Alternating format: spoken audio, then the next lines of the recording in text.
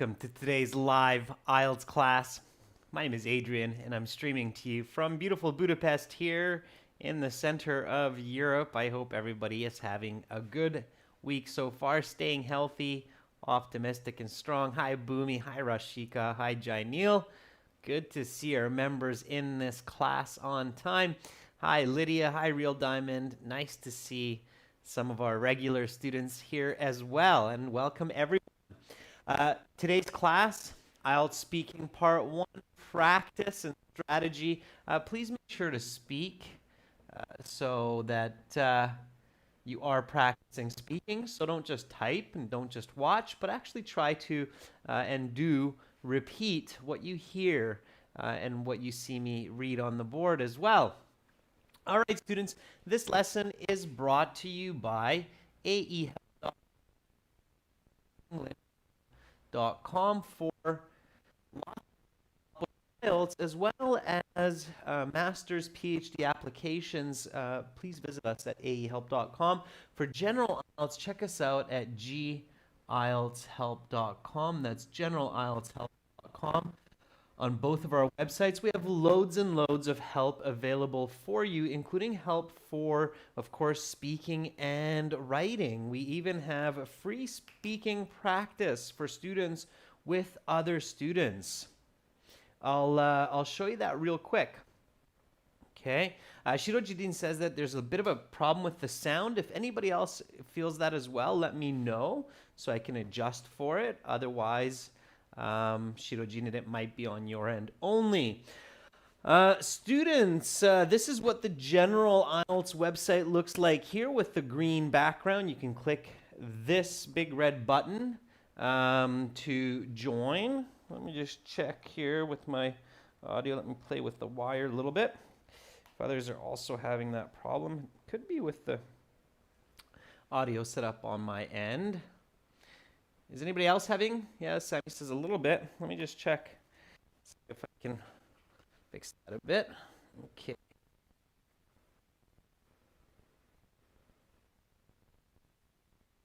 See some Wi-Fi interference there. Let me see. How is that? Looks like I just fixed it. Is that better now? Yeah? Yeah, I was just playing with it a little bit. Is the sound better now? I think I've figured out what might be causing that issue. Yeah, Samuel says it's good. Yeah.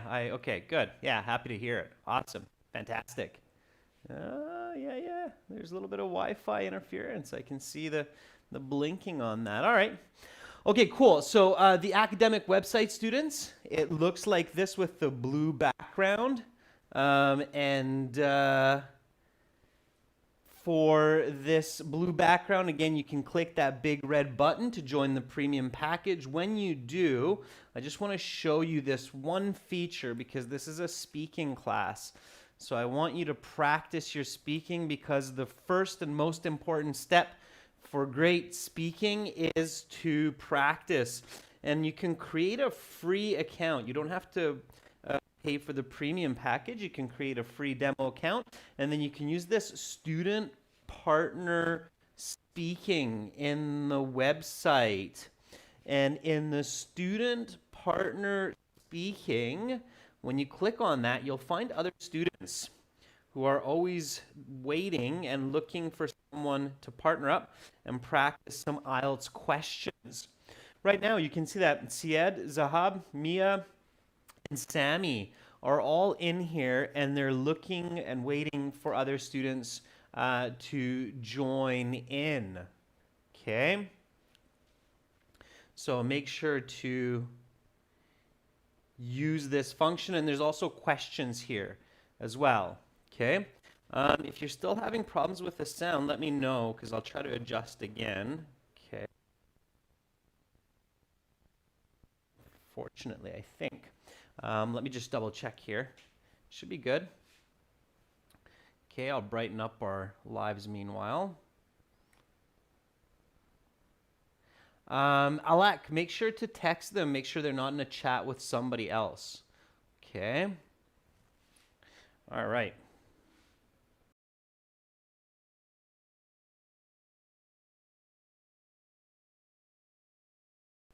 Okay. So, today is speaking. So we're going to do lots and lots of speaking, and we'll get warmed up as well. Tomorrow, we'll have some reading for members. Yeah, it's not a problem with the mic, unfortunately. I wish it were that simple. It's a problem with... So let me just try to...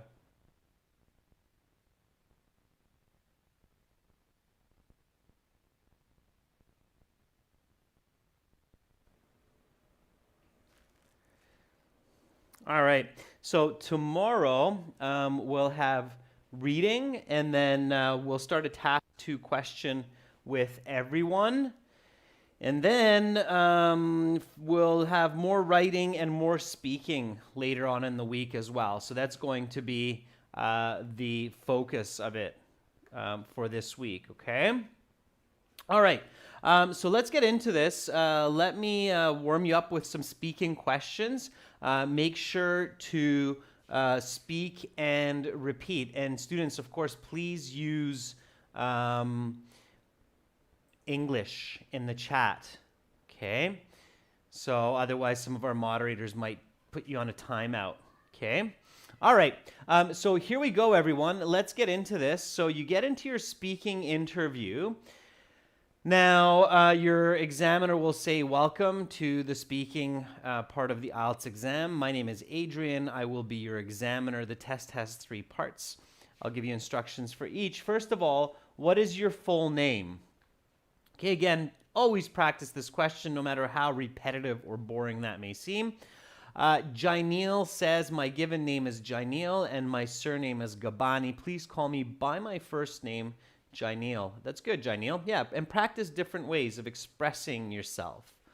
Shaikh Fazil says, my name is Shaikh Fazil. You can call me by my first name, Shaikh. That works, Shaikh. Sure. Samuel says, my full name is Vera Samuel Sadir. Please just call me Samuel. That works as well. Sammy Rocky says, my surname is Pulivarthi and my given name is Shiva Sankar. Please just call me by my nickname, Sammy. That's very good. Abhishek, we don't say myself, Abhishek Jain, okay?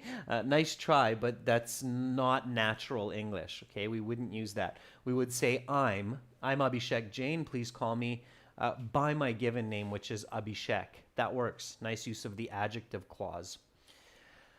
Lydia says, my name is Lydia Gerges. You can call me by my first name, which is Lydia, if you don't mind. Nice way to finish it, Lydia. I like the conditional, if you don't mind.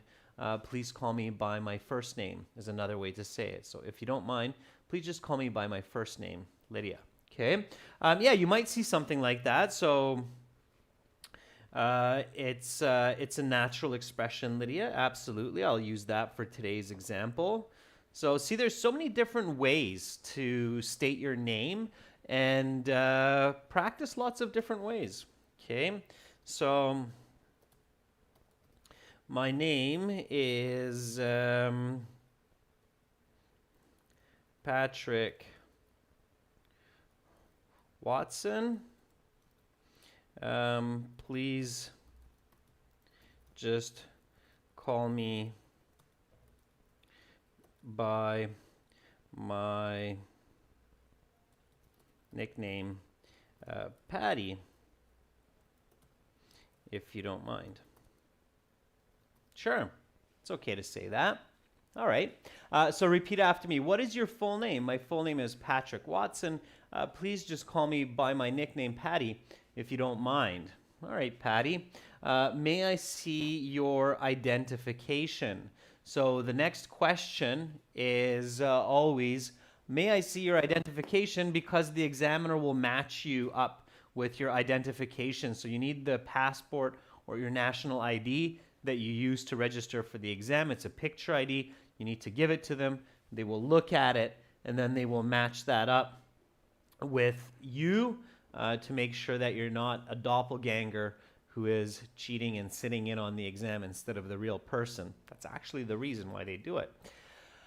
Sammy says, yes, of course. Let me take out my passport from my pocket, which I used to register for this exam. Ah, yes, here it is. please have a look. Very nice and natural. Sammy, that could very well be the realistic situation where you have to dig it out of your pocket. Ravinder Singh says, yes, sure, this is my passport. That you will see as my identification. Please have a look. Ravinder, be careful. There's a little bit of awkwardness in what you're saying there. It doesn't quite sound natural, so careful. Okay. Nandini Garg says, yes, sure, here's my passport for my identification. Nandini, that works. For my identification is nice, natural English. It's original. Good. Okay. All right. Amanjot says, yes, sure, here's my passport that I used to register for the exam. Please have a look. Nice. And stay polite, students. So definitely use the word please in this context if you can. Being polite will set the tone. It will also make the examiner realize that you have good command of the tone of English. Okay? All right. Janiel says, yes, of course, please have a look at my identity card. Yeah, make sure it's an identity card and not your passport in that case, right?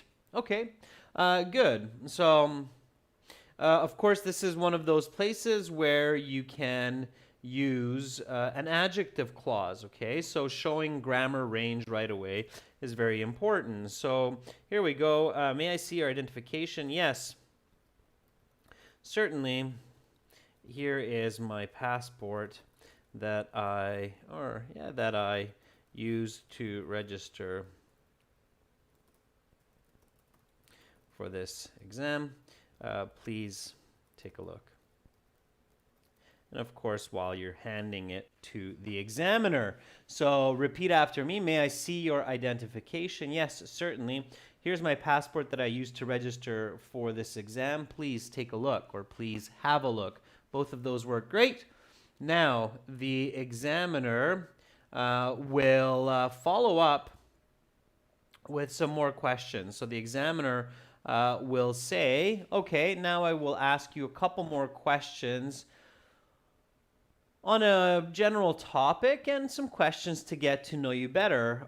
Where do you live? That's a very common question to make everybody feel comfortable. So where do you live? Okay.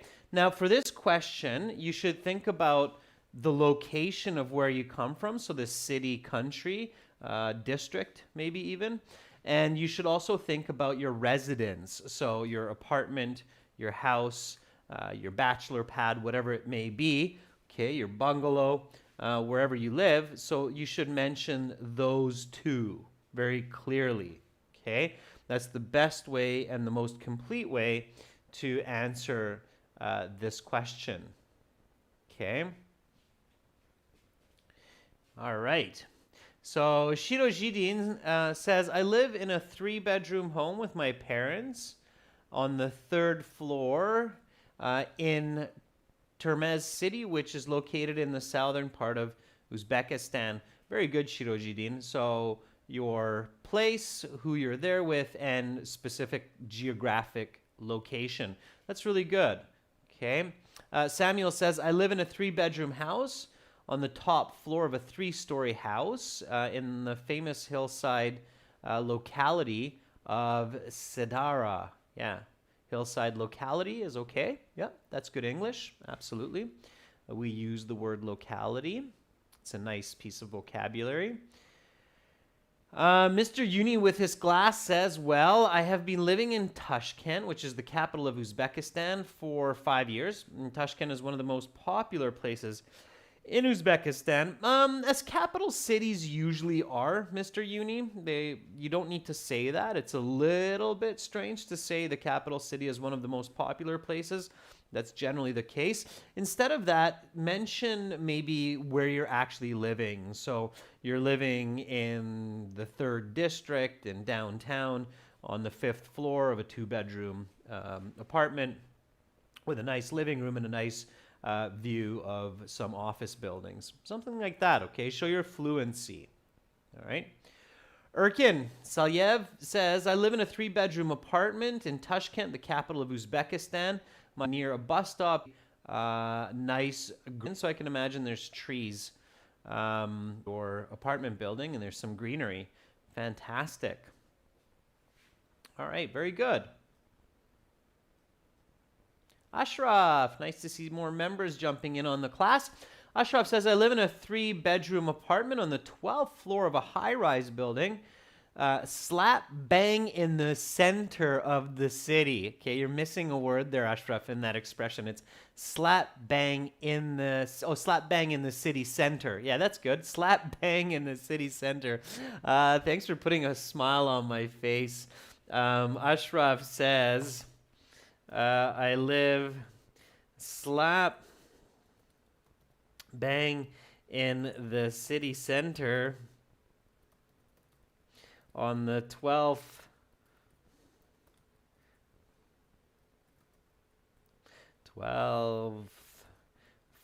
floor of a high-rise building in a 3-bedroom apartment.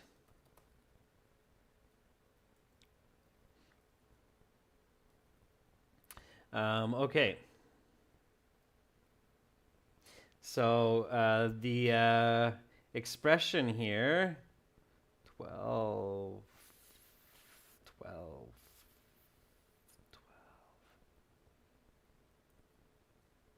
Why can't I spell 12? Okay, let's cheat.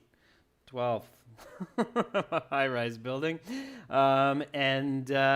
The expression here is slap bang. That's making me lose focus here. Slap bang is good. So that expression, it's natural slang. It's okay to use that in the speaking section. Slap bang means right in the dead center. That would be another way to express that as well. So I live in the dead center. I know that might sound weird, but it's actually normal, natural English. So I live in the dead center of the city, or I live slap bang in the city center. Okay, that means right in the center of the city. Thanks for sharing that. All right. Okay, Mustafa says,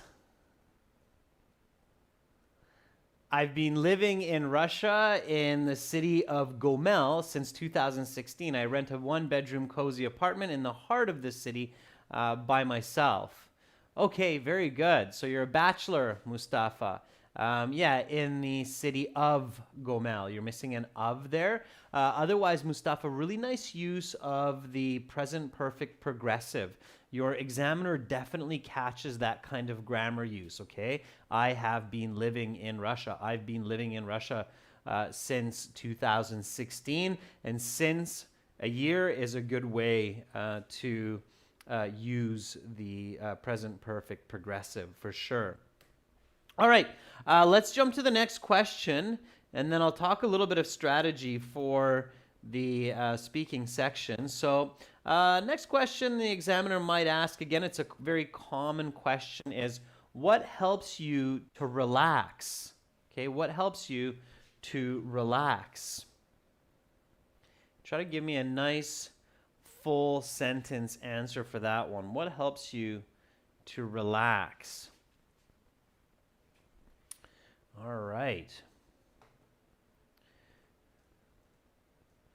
So Mohammed Azat says, the best way for me to relax in my free time is sit in my garden with some nice flowers and enjoy the song of some beautiful birds. Yeah, sure. Enjoy the chirping of some beautiful birds, or this bird songs. Okay. All right. Samuel says, I enjoy watching English sitcoms like Friends and 2.5 Men, as they not only allow me to decompress, but also help me to improve my English as well. In fact, I was watching the 2nd season of Friends yesterday to prepare for this exam. Very nice, Samuel. Good way to connect. Good way to bring it into real time. Nice answer, explanation, and example. That's really good. Okay. Ula says, generally, I surf on the internet and check my social media accounts. These provide me an outlet to relax. Also watching some movies on Netflix that help me to feel happy. Yeah, and then Ulas, give me an example. So don't jump around with too many ideas. Instead, focus on one maybe 2 ideas, and give more details. Maybe give an example as well. Okay. All right. Adiana Amru says, lately I've been binge watching some comedy themes on Netflix, some series, or else I just clean my whole room while putting on some music. It helps me clear my mind and relax. Adiana, very nice. Yeah, you're like me. I actually like to listen to music and clean as well to unwind and relax. Some people find that stressful. Others, like myself and you, find that quite relaxing. I get quite tense when there's a lot of uncleanliness around me, when there's a lot of garbage in a messy room. Okay, Ravinder Singh says, well, it depends on my mood, but usually I relax by listening to Punjabi music. I often listen to live songs by my favorite singer, Jassar, but sometimes even my brother plays badminton with me. Sure. Okay, very good. So what helps you to relax? Well, if I'm full of energy and feeling tense, then going to the gym and letting off some steam while lifting weights and listening to music helps me to calm down. However, if I'm exhausted after a long day, I like to put on Netflix and watch some slapstick comedy. Just yesterday, I watched a really funny Adam Sandler film. All right. So here's my answer. Repeat after me. So what helps you to relax? Well, if I'm full of energy and feeling tense, then going to the gym and letting off some steam while lifting weights and listening to music helps me to calm down. However, if I'm exhausted after a long day, I like to put on Netflix and watch some slapstick comedy. Just yesterday, I watched a really funny Adam Sandler film. So this is your high band score because it's got a lot of fluency, a lot of natural language. It's got some idiomatic language as well, letting off some steam. Okay. It gives a clear answer, explanation, and example. Okay, that's what you want to do for those high band scores. So before we go on to the coming questions here, let's talk about the news. Usually here, the examiner will introduce the remainder of part 1, the general topic. They'll say, let's talk about the news. I want to talk a little bit of strategy. Does everybody know what a band 9 is? So what is a band 9 in the IELTS speaking? What does that mean? Okay, a lot of people, I think, have a little bit of confusion of what band 9 means. Anybody know what band 9 actually means according to the IELTS marking criteria? So what is it classed as? I'll give you a hint of what I mean. So the way that IELTS says this is band 6 is what's called a fluent speaker. Okay, band 7 is what's called a good speaker or good user, they say. Band 8 is what's called a very good user of English. And a band 9 is what's called, so Shiojidin says not perfect, but an expert user of the English language. Yeah, it's an expert user of the English language. Okay, so what are the marking criteria? There's basically 4 marking criteria, so 4 marking categories. Does anybody know what they are? So anybody know what they're looking for when they're marking you? And they have a very clear marking system. It's called a marking rubric. Okay. So Lydia says speaking fluency, repetition. Okay. Uh, Coherence and cohesion. Okay. So one that they're looking for is coherence and fluency. Okay, so that's one of the criteria. The grammar, what they do with that is they call it grammatical range and accuracy. Okay, that's another one. And then a third one, and you can find this marking rubric. So if you Google this online, okay, you can find it. It's not a secret. They won't tell you exactly how much you lose for what, because that takes a lot of training, but they'll give you this information, okay? So you can Google IELTS speaking marking sheet, and you'll find this, okay, in much more detail. But I want to explain this a little bit to you right now so you get an idea of what's going on and how it's connected, okay? Another one is lexical resource, that's right. Okay. And the other one is pronunciation, okay?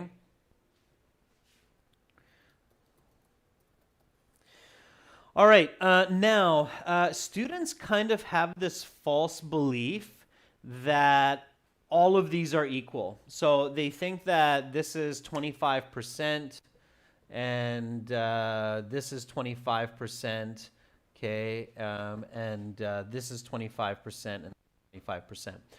It's not true, okay? That's not how it works, all right? I think that's where there's a lot of misconception. The other mistake that I think some students make is they think that these are exclusive, so you can separately mark each of these, but that's not true either. These are all connected, okay?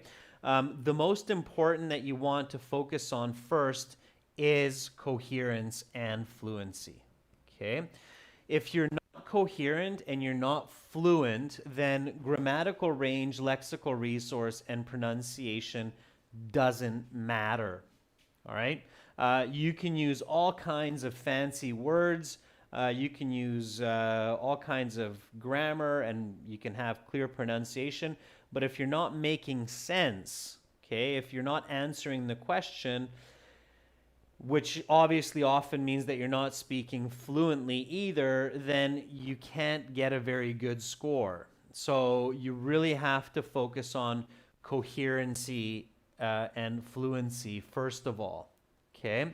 So what I recommend anybody who's sitting the IELTS to do is first of all make sure that you can speak fluently and coherently with the existing grammar and vocabulary that you have, okay? Don't get fancy. So it's kind of this advice that you've probably heard in stories where they say, you know, don't try to fly before you can run, or don't try to run before you can walk, okay? So make sure that you can use your existing vocabulary and grammar fluently and coherently before you incorporate further vocabulary and grammar. Okay. The reason I say that is oftentimes I actually hear students using words and grammar that they're not quite confident using, but they use it anyway because they think it's going to help their score. And it actually makes them less fluent and less coherent. And you'll get a worse score for that than if you use simple English coherently and fluently. Okay? All right, does that make sense? That's quite an important piece of advice. So it's better to use simple English coherently and fluently than use complicated grammar and words incoherently and in an awkward, non-fluent way. Okay, I've seen and heard students do that, and I'm always surprised. I'm kind of like, yeah, you're using a lot of fancy words, but I can't make out what you're saying. So I can only give you like a band 5, because if you go and say that to an English speaker, they'll kind of scratch their head like, what are you doing? Okay, so you have to be really careful with that. So focus on mastering this, okay? So walk before you run, run before you fly, okay? Now, all of these are connected, and a lot of students, another quick note, so I'm not going to spend all day on this right now, but another quick note is students put a lot of emphasis on pronunciation. So students think that pronunciation is really important. It's actually not, okay? So this is the least important factor for a good grade or band score on the speaking. If you have it's called a thick accent, but the examiner can understand the words and you have good coherence and fluency, you can still get a great band score, like band 8. Okay? So many times on YouTube, I see students commenting this and even saying like, wow, this person has a really thick accent. There's no way they can get a band 8. It's not true, okay? There are so many different accents of English in the world. Sometimes people say, oh, the accent in India. And of course, people in India know this, that there's a lot of different English accents in India. There's a couple stereotypical accents of English in India, but if you actually talk to people in India from different regions, you will discover that there are many different accents of English among the people of India. And same thing with Slavic nations, same thing with European, Latin-based languages, French, Spanish. So thick accents don't really matter much as long as people can generally understand you, okay? If your pronunciation changes the meaning of the word, or if people are going, what are you talking about? Then yeah, sure, of course, because then your coherence will be affected negatively. But that's very rare. Okay, that's very rare. All right. So don't stress about pronunciation too much. That will just come naturally. Pay attention to it, focus on it, work on it, try to sound as clear as possible, but don't think that that's going to be the deal breaker. Okay. Yeah, I'm sure that people in India, I can see a couple of people saying, yeah, you hear a lot of different accents in India with English. Of course, we're talking about 1 billion people on a huge piece of land, with a lot of different mother tongues as well. Okay. All right. Lexical resource, yes, it's important. You should always work on vocabulary. Okay. So lexical resource, you should always try to paraphrase. So it does matter. So choosing the right words is important. Okay.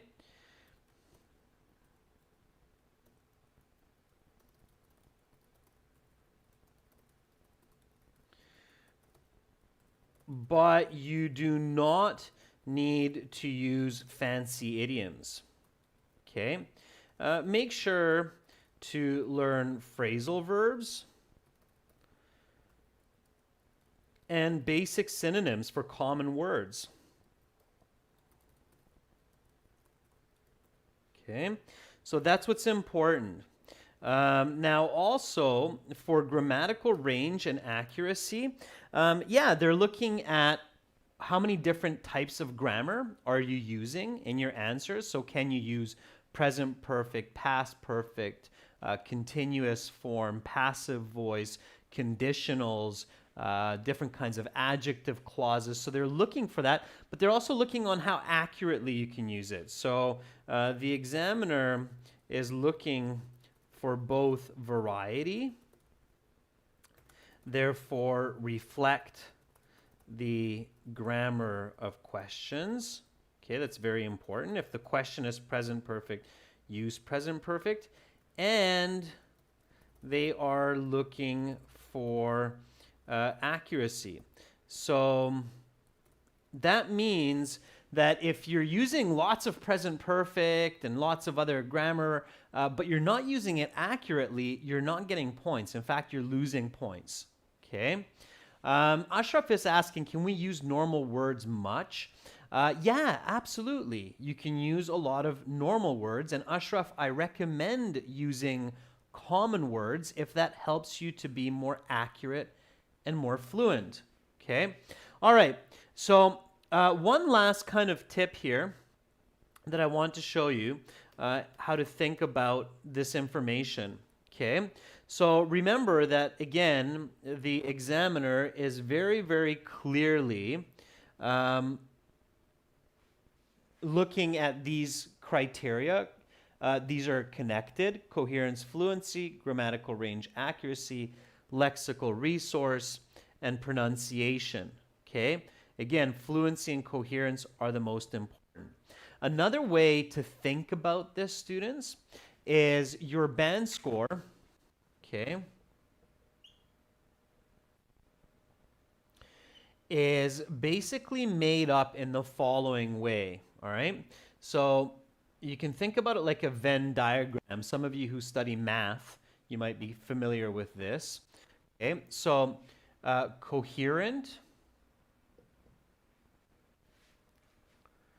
natural,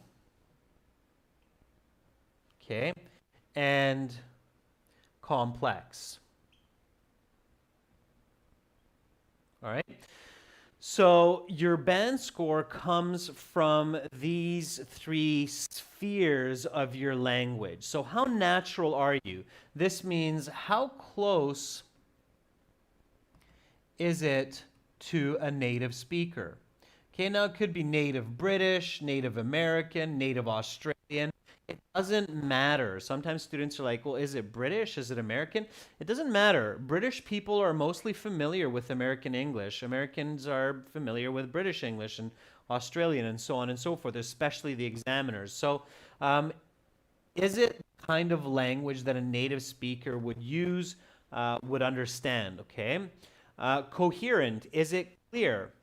Do you accurately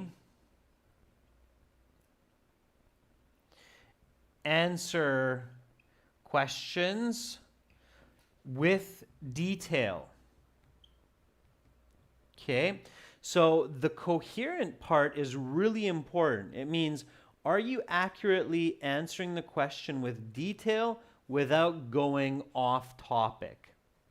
Okay, all right. And then complex, that's where it's your grammar and vocabulary. Okay, now why is this a Venn diagram with your band score kind of in the middle of all of these? Well, because if you have coherent language, you're likely using lots of vocabulary with good grammar, and of course you're sounding natural. The only way to sound natural is if you're coherent and you're using some complex language, just like a native speaker.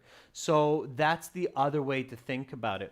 So if you think about these three elements to make up your band score, and you think about this in combination with these four marking criteria: coherence and fluency, grammatical range and accuracy, lexical resource, and pronunciation, then it makes a lot of sense.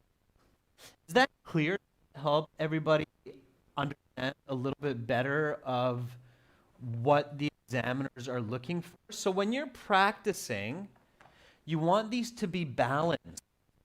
Okay? You want your fluency, your coherence, your lexical resource, your grammar, you want all of that to be as much balanced as possible. Okay? All right? Okay, so let's keep going here, students. Let's dig in. Let's talk about the news. Okay, I can see that some of you are like, yeah, that makes sense. Okay, My voice is crackling again. If it's hopefully, and then there's Wi-Fi interference. Unfortunately, I can't stop that. So, yeah. All right. Okay. Let's do this. So hang in there for a little bit more. So let's talk about the news. How often do you read the news? How often do you read the news? All right. Give me some nice full sentence answers for this one. Lucas says, basically, I read the news every morning so that I know what's going on in the world around me, especially the news I might relate to. I consider it especially indispensable these days to be up to date on the COVID-19 situation. Yeah, Lucas, I made a few adjustments there just to make it a little bit more natural. You can catch that at 40 minutes and 20 seconds when you review this video, okay? All right, Real Diamond says, well, I used to read magazines daily, especially in the evening, just before I went to bed, because I'm interested in the info about celebrities. So every day I got info about them through social media. Yeah, so gossip news, Real Diamond. Irene Domingo says, most of the time I read the news every day in the newspaper called Straight Times, a popular magazine in Singapore where I can read all about worldwide sports, jobs, and about education. Very nice, Irene. Okay. Pea says, I read news every day, in fact, 3 to 4 times each day to be exact.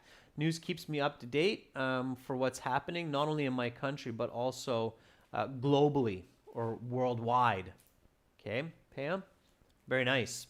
Nice answers. Good range of vocabulary. I hope everybody is not just listening to me, but also speaking and repeating. Turk Berry says, I have my email address subscribed to a couple of OPF News websites.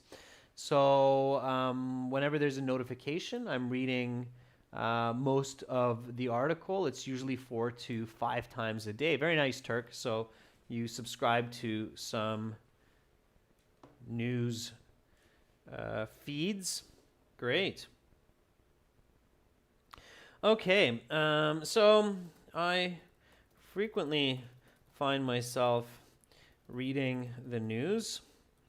I would say about 3 to 4 times a day. I have the BBC app on my phone, which sends me notifications constantly, especially these days with the pandemic. I'm making sure to stay up to date with not only the local news, but also with what's happening worldwide. All right. So there's my answer. Repeat after me. Let's talk about the news. How often do you read the news? I frequently find myself reading the news, I would say about 3 to 4 times a day. I have the BBC app on my phone, which sends me notifications constantly, especially these days with the pandemic. I'm making sure to stay up to date with not only the local news, but also with what's happening worldwide. All right. Doing good. Next question. So we're rolling along. We're focusing on those different elements that we just discussed about coherence, grammatical range, lexical resource, pronunciation. So focusing on all of those. Where do you get the latest news from? Why? Okay, where do you get the latest news from? Brackets. Why? Try to give me a nice answer for that one. Anastasia says, I prefer not to watch the news on TV, but read it daily on global websites, so it helps me to know what is going on in the world, and also I practice my English this way. Very nice, Anastasia. Okay, Mohammed Shabzevarian says, well, actually, I sometimes read the news when there's a big change in the world.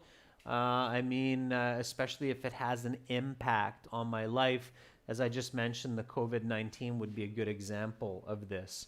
Mohammed, a little bit more fluency, tie it in with current events. Okay. All right. Kyber says, well, most of the time I get the latest news from social networking apps like Facebook, Twitter, since they are reported and shared so quickly. All right, very good, Kyber. Raj says, Raj Kumar, I have the BBC and CNN app installed on my phone and it updates me on a regular basis. I like this method because it's quick and current and reliable as well. Okay. All right, nice. OP Dan says, well, sometimes I watch the news on YouTube. For example, the channel Konstantin Semin. Okay, I'm not familiar with that, but sure. Mustafa says, I get my recent news from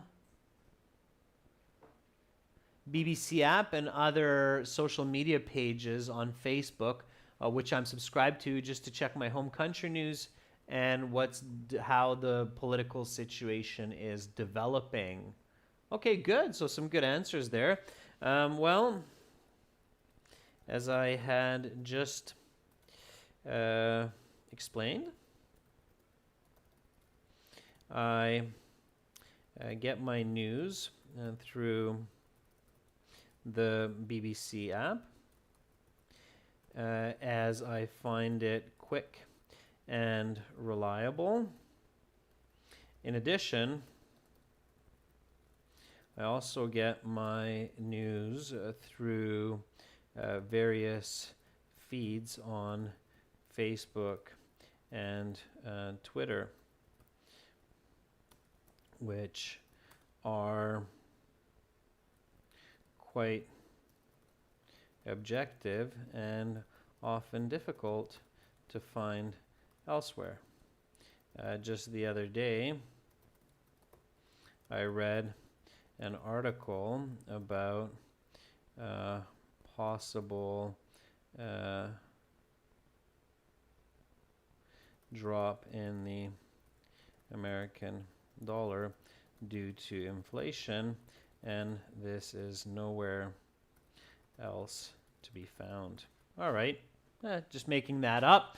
But anyway, answer, explanation, example. That's the focus here. So where do you get the latest news from? Why?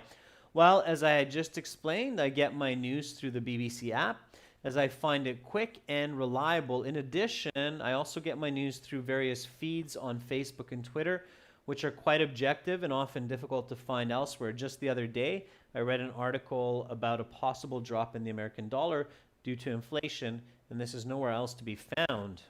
It's hush hush. Okay. What kind of news do you not like? Okay, give me a nice full sentence answer for this one. So again, working on your fluency and your coherence. Say it, don't just type it. Okay? So what kind of news do you not like? Okay.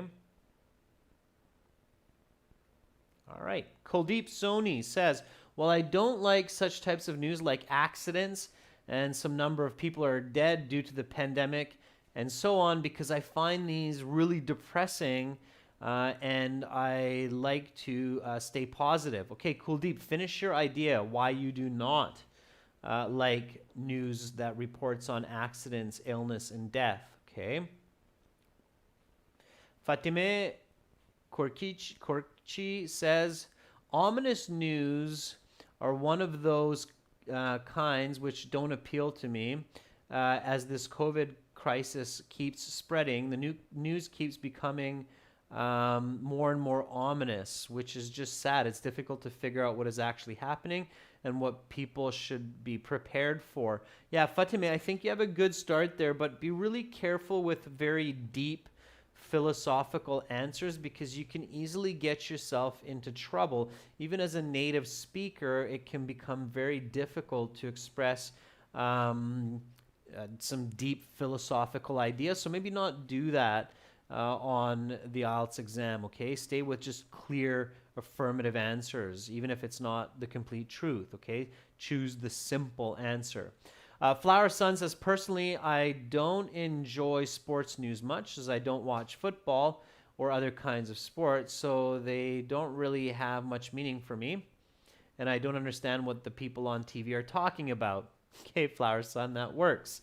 Fair enough, right? Not everybody is into sports. All right, Caesar says, the news that I don't like is entertainment. For me, some other people's problems in personal life that I'm not involved in just doesn't excite me. Yeah, absolutely. Okay. It's called gossip news. Okay. So, well, I'm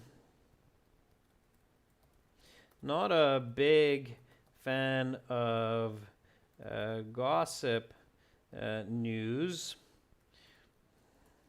What I mean are shows and articles about the lives and problems of celebrities.